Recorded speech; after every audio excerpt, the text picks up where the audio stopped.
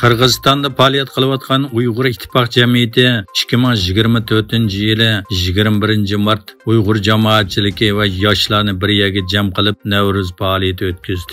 Faoliyatda bir yerga kelgan Uyg'urlar bu rayondagi Uyg'ur yoshlari va jamiyatining kelgusi to'g'risidagi muhim masalalarni muzokara qildi. Bundan boshqa Sharq Turkiston masalasida fikr almashtirildi.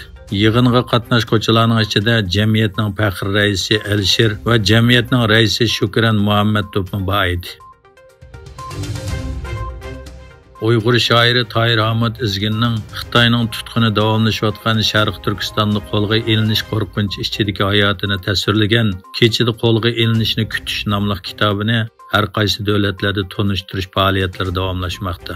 Uyg'ur shoiri Tahir Hamid Izgil 2017-yili 4-oygacha Yaman ko'zdan yiroq turishga muvaffaq bo'lgan Uyg'ur shoiri Tahir Hamid Izgil uchun kechada uyg'onib ketishning texmo qabih ma'nosi bor. Uning do'stlari va qo'lim qo'shnilari ko'pincha o'ziga o'xshash yozuvchi va shoirlar bo'lib, ularning kechada tuyuqsiz g'oyib bo'lishi uni o'zining taqdiriga amalsiz va aniqsiz his qildirgan.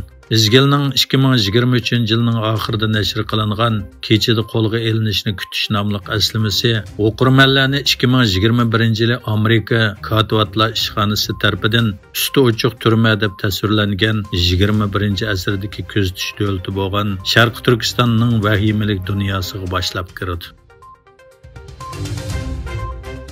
Amerika texnika magnati Almi shirkatining bosh ijroiya amaldori Tim Cook ta'minlash zanjirida Xitoydagi ishlab chiqarish sohasidagi muqimlikni ko'zitib, dunyoda biz uchun Xitoydan mualliqlik ta'minlash zanjiri yo'q dedi.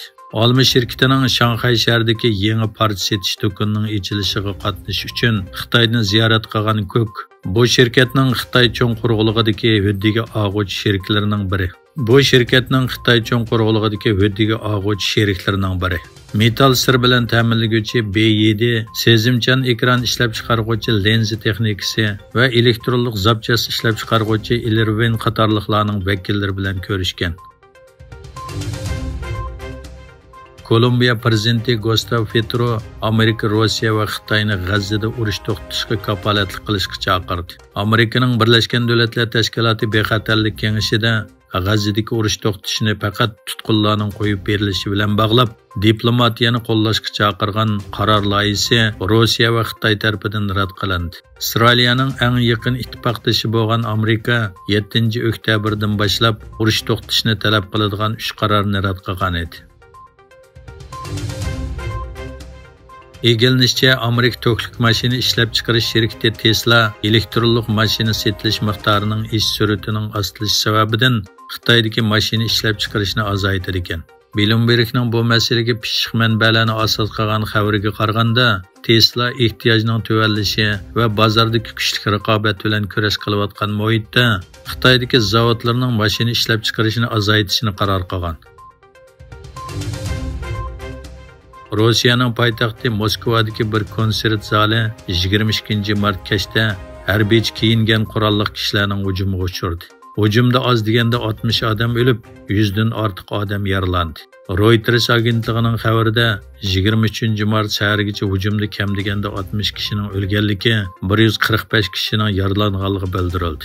Amerika va Angliya qatorliq davlatlarning Moskvadagi bosh elchixonalarining 2 hafta burun uqtirish chiqarib, fuqarolarni ommaviy faoliyatlarga qatnashmaslik haqida ogohlantirganligi o'ttirg'a chiqdi.